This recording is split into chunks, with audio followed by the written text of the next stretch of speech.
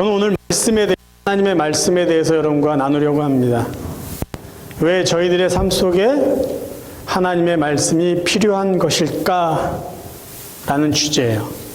만약에 우리가 하나님의 말씀의 필요성을 잘 깨닫고 그 말씀의 은혜를 누리고 말씀을 지켜서 살아간다면 우리는 분명히 하나님께도 이웃에게도 나의 믿음을 확증하며 살 수 있게 될 것입니다.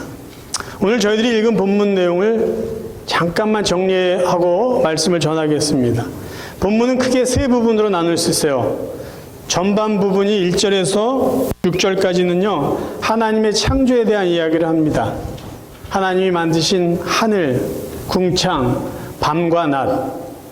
그것이 얼마나 신비로운지를 이야기해요. 하나님이 특별히 이렇게 해라 저렇게 얘기하지 않아도 하나님이 창조하신 그대로 자연은 신비롭게 자기들의 역할을 잘하고 있다라는 내용이에요.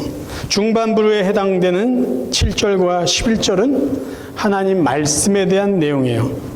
여호와의 말씀은 완전해서 사람들의 영혼을 소성시키시고 우둔하고 어리석은 자에게 지혜를 주시고 영의 눈을 밝혀주시고 그리고 그런 말씀을 지키는 자에게는 상이 클 것이다 라는 하나님 말씀이 주는 어떤 유익에 대한 이야기예요. 그리고 마지막 후반부는 12절부터 14절로 볼 수 있는데 이것은 죄에 대한 것을 언급하면서 하나님 죄를 짓지 않고 살 수 있도록 은혜를 주옵소서라는 기도입니다.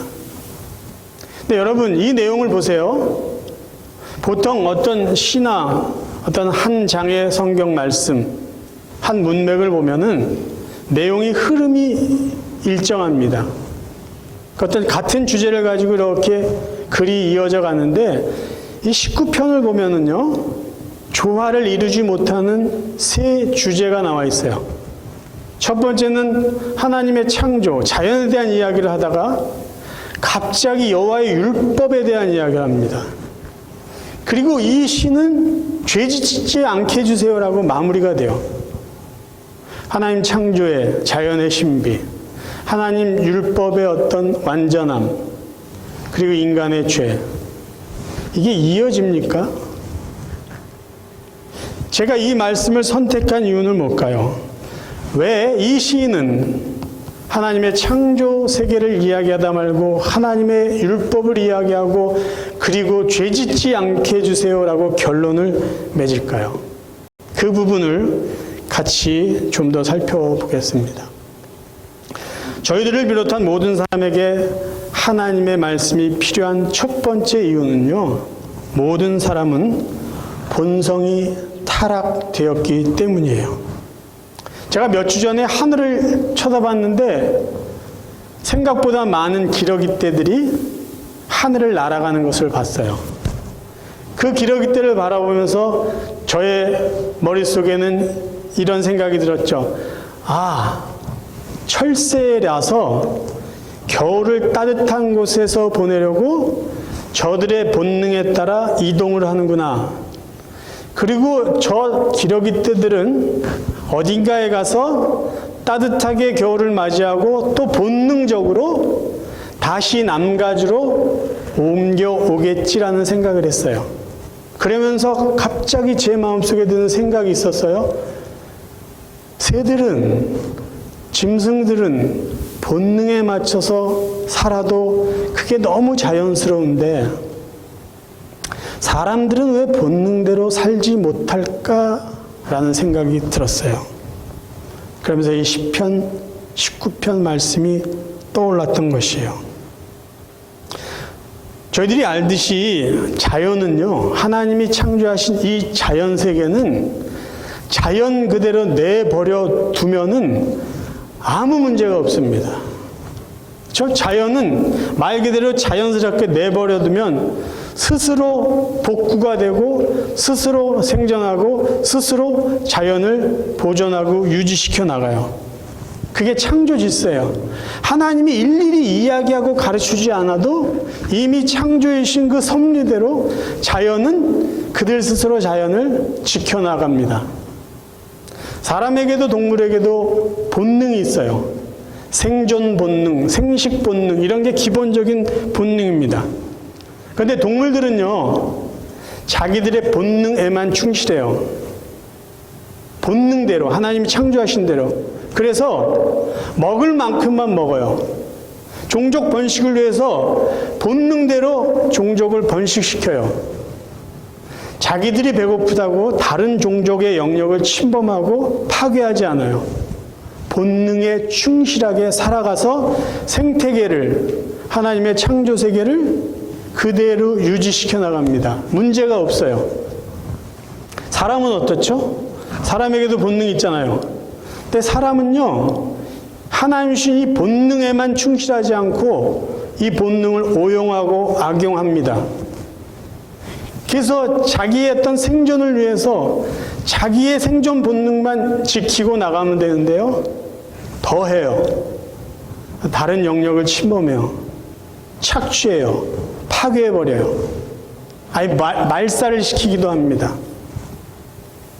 사실 이 코로나19가 발생된 것에 대한 원인을 몇몇 과학자들은 박쥐, 그쵸? 박쥐를 잡아먹어서 박쥐에게 있는 바이러스가 사람을 공격한 거라고 이렇게 그런 결론을 내리기도 했어요. 사람은요, 본능에만 충실하면 될 거를 침범하지 말아야 될 영역들을 침범하고 파괴해요. 그래서 하나님의 창조 질서까지 위협합니다. 왜 이렇게 살까요? 왜 사람들은 본능에 충실하지 못하고 자기들의 본능을 통제하지 못하고 살까요? 죄 때문이에요. 죄 때문에 인간의 본성은 타락했어요. 스스로 통제하지 못합니다. 그래서 이 시편 기자가요, 자연을 이야기한 다음에 여호와의 말씀을 이야기하고 인간의 죄짓지 않게 해주세요라고 말한 그것이 논리가 성립이 되는 거예요. 자연을 봐라. 자연을 봐라. 동물 세계를 보아라. 생태계를 봐라.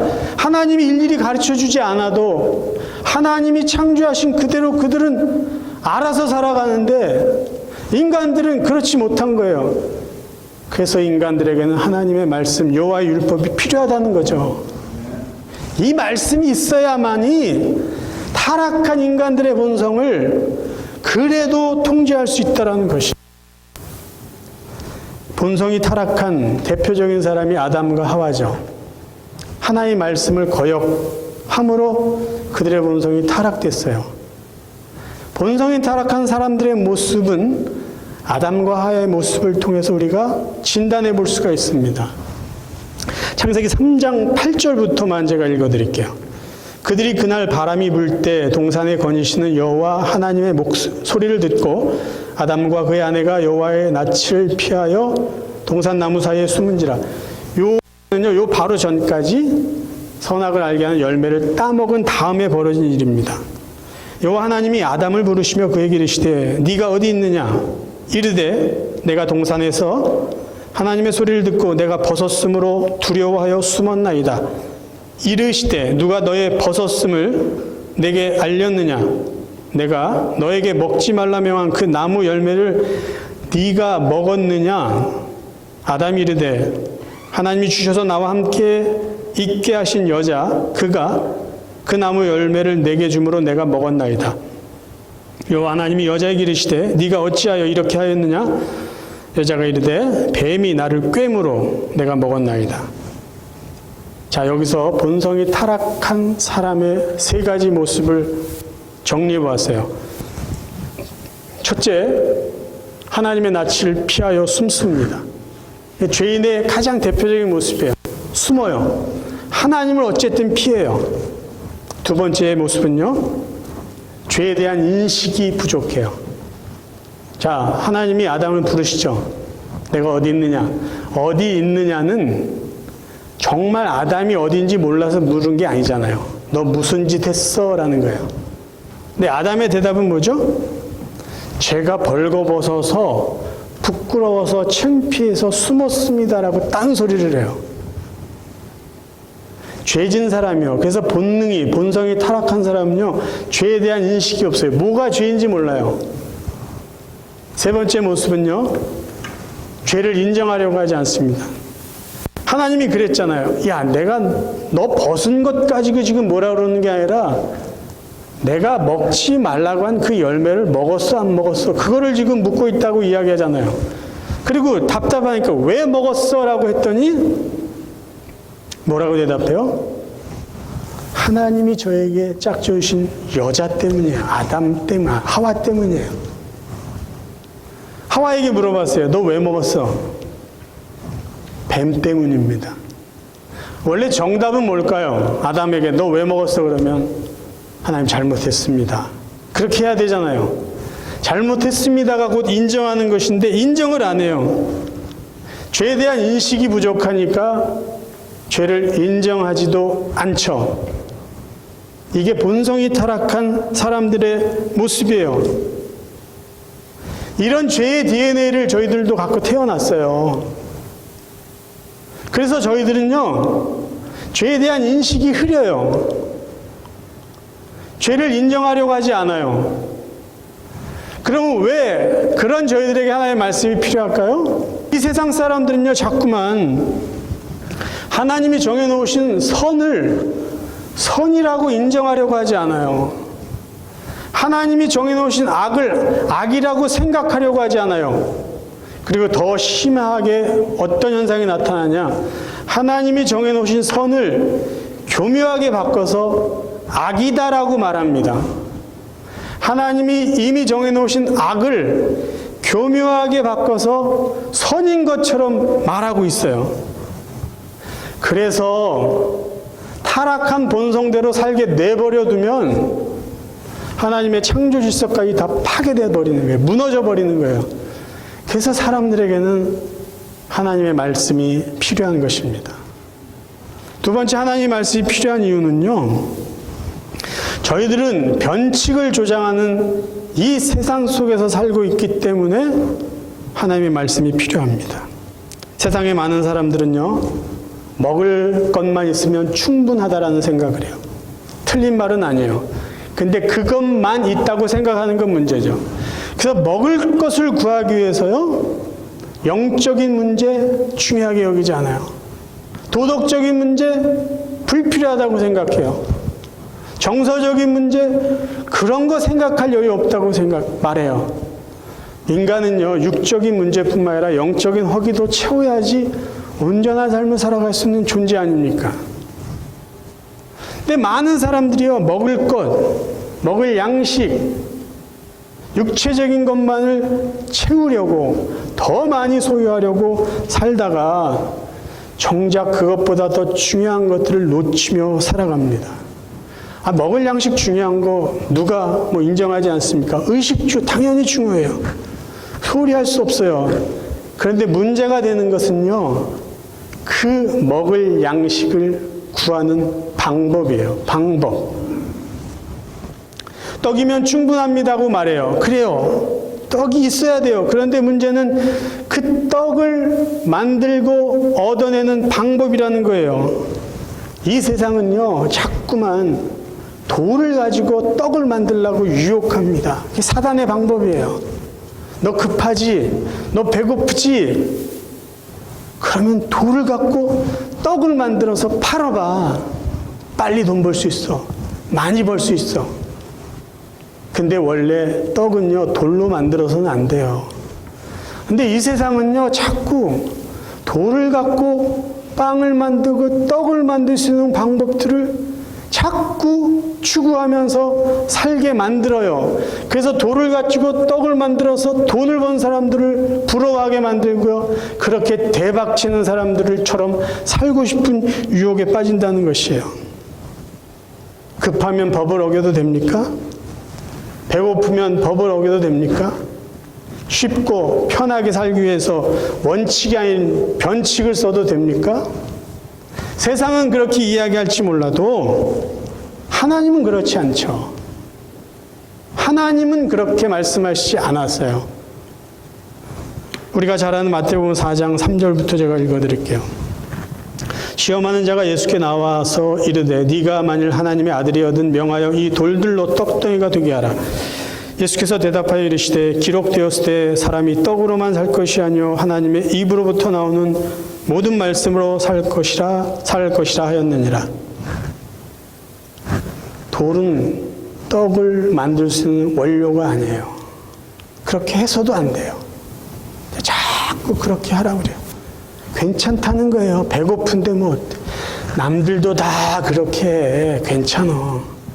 그게 상식이야. 뭘 특별하게 살려고 해요. 근데 그게 다 거짓말이라는 거예요. 그게 다 속임수라는 거죠. 하나님은 이 세상을요, 원칙대로 살도록 만들어 놓으셨어요.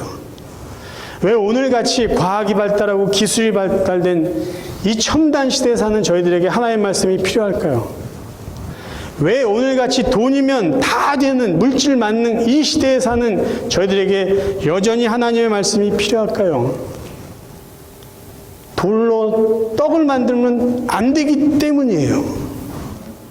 사람들은 빨리 벌고 빨리 성공하고 빠른 삶을 추구할지 몰라도 하나님은요, 바른 삶을 추구하는 거예요. 바르게 성공해라. 바르게 살아라. 신앙생활도 바르게 하라는 것이죠. 이 세상은 자꾸 변칙, 법을 어기고 법을 왜곡하면서 사는 것이 마치 잘 사는 것처럼 우리를 유혹하고 있기 때문에 이 세상 사는 사람들에게는 원칙대로 바르게 살라고 여전히 하나님의 말씀이 필요한 것입니다. 세 번째 하나님의 말씀이 필요한 이유는요, 이건 저희들에게 반드시 해당되는 내용이에요. 우리 모두가 구원받은 하나님의 백성이기 때문입니다. 사실 하나님의 말씀은요, 구원받지 못한 사람들에게 쉽게 들려지지 않아요. 그들이 어떻게 하나님의 말씀을 들을 기회가 있겠습니까? 기회가 있어도 그들을 외면할 거 아니에요. 그리고 만약에 어떤 의도치 않은 상황 속에서 하나님의 말씀이 그들의 귀에 들려진다 하더라도요, 그분들은 그 말씀을 경청하려고 하지 않아요.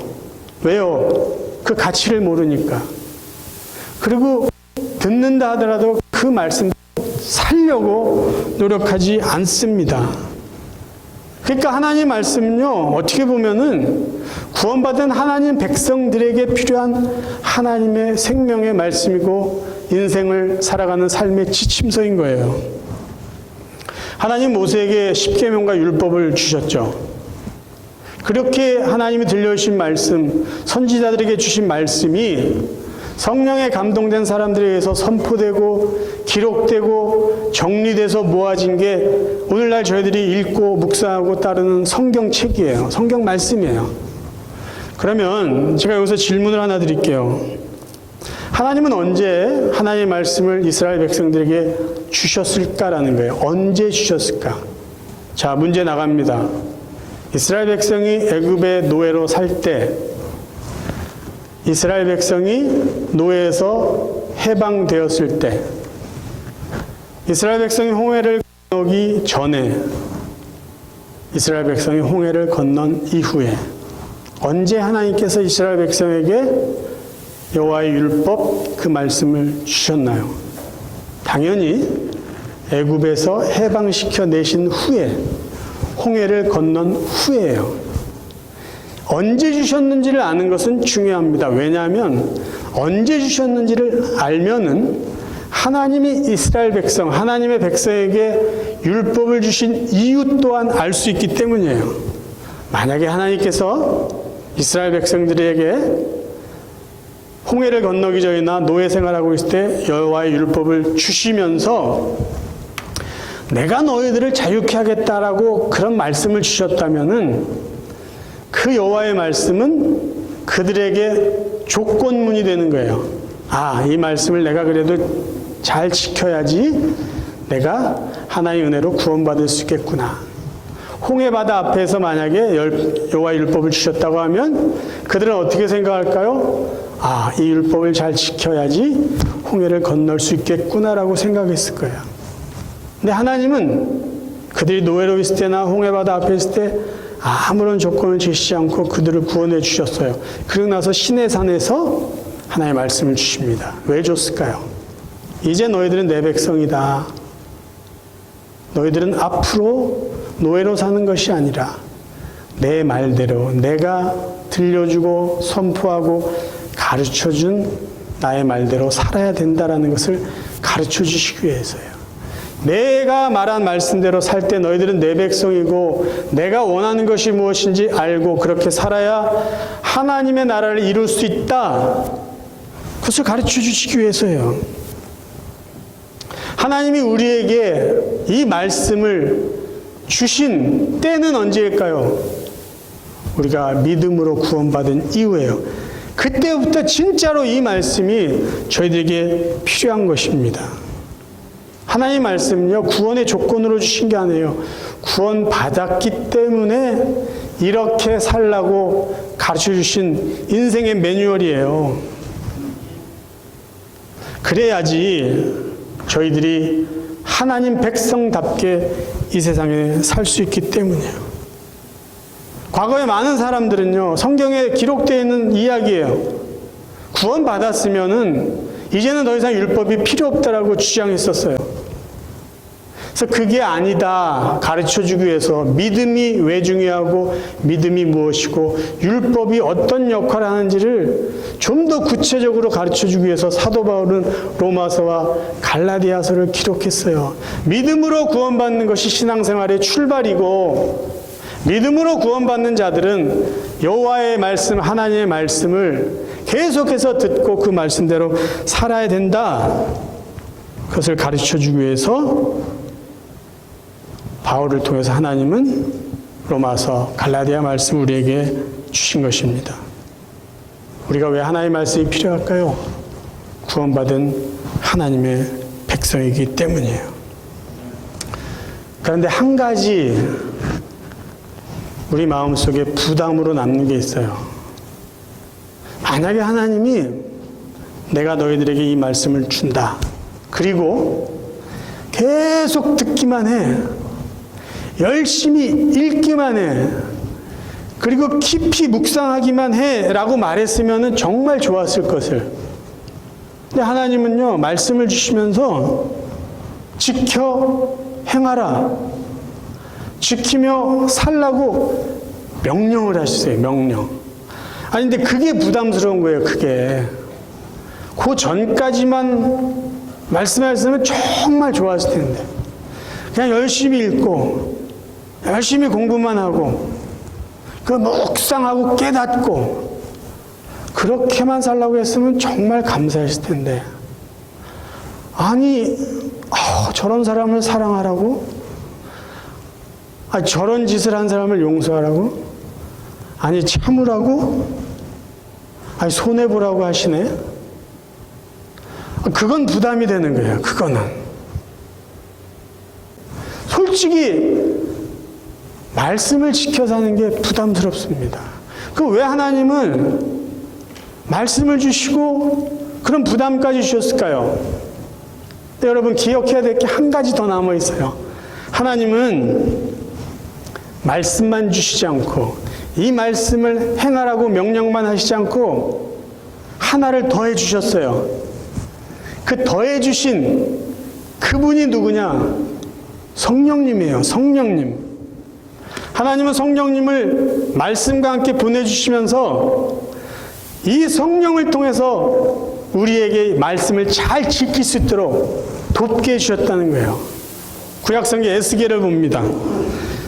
우리 에스겔 36장 26절 우리 다 같이 한번 읽어보겠습니다. 시작. 또 새 영을 너희 속에 두고 새 마음을 너희에게 주되 너희 육신에서 굳은 마음을 제거하고 부드러운 마음을 줄 것이며 또 내 영을 너희 속에 두어 너희로 내 율례를 행하게 하리니 너희가 내 규례를 지켜 행할지라. 아멘. 그래서 하나님은 지키라고 말씀하신 거예요. 예수 그리스도께서 부활하고 승천하신 다음에 우리가 아는 대로 성령님을 보내주셨어요. 그래서 예수를 그리스도로 믿는 구원받는 자들 모두에게는 성령이 함께 하십니다.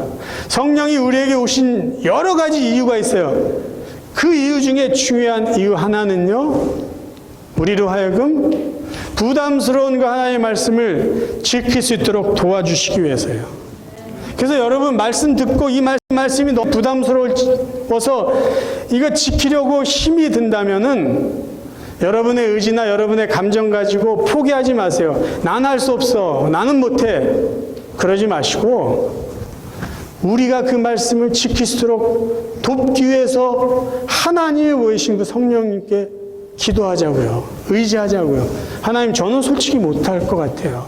못합니다. 근데 성령님 저를 도와주세요. 사랑하게 해주시고요. 용서하게 해주시고요. 참게 해주시고 나누고 희생하며 하나님이 원하시는 그 말씀대로 살게 도와주세요. 그러면 그건 가능하다라는 것이에요. 사랑하는 성도 여러분, 올 한 해 하나님의 말씀 가까이 하면서 더 많이 읽고 묵상하시고 더 많이 말씀 가지고 고민하시고 더 자주 하나님의 말씀 실천하며 살 수 있기를 바랍니다. 일주일에 한두 번 설교 들은 것 가지고 나는 하나님의 말씀 가까이 했어. 절대 그런 것에 만족하지 마세요. 수시로 하나님의 말씀을 가까이 할 수 있는 환경을 만드세요. 여러분 스마트폰을 통해서도 하나님의 말씀 듣고 읽을 수 있는 앱을 깔아놓으시고 여러분이 자주 앉고 쉬는 그 장소에 하나님의 말씀을 접할 수 있는 환경을 만드세요. 여러분 침대맡에도 말씀을 두시고 가까이 하세요. 가까이 하세요. 그래서 올 한 해는요, 지난해보다 더 자주 말씀 읽고 더 깊이 묵상하고 더 하나님의 말씀 실천하며 살아가는, 그래서 우리의 신앙이 조금 더 성장하면서 우리의 믿음이 하나님께도 사람들에게도 확증되어질 수 있는 그러한 한 해가 되기를 주님의 이름으로 축원합니다.